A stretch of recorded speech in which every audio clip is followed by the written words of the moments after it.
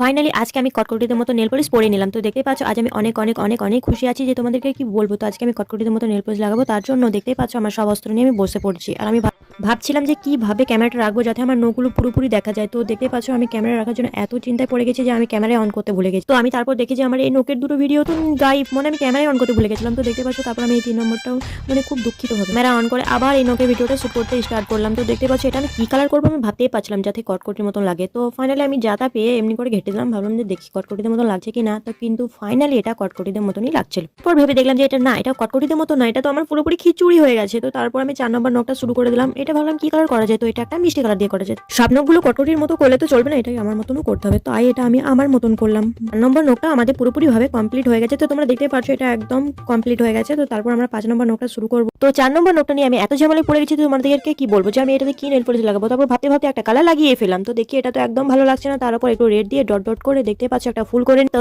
finally আমার এটা complete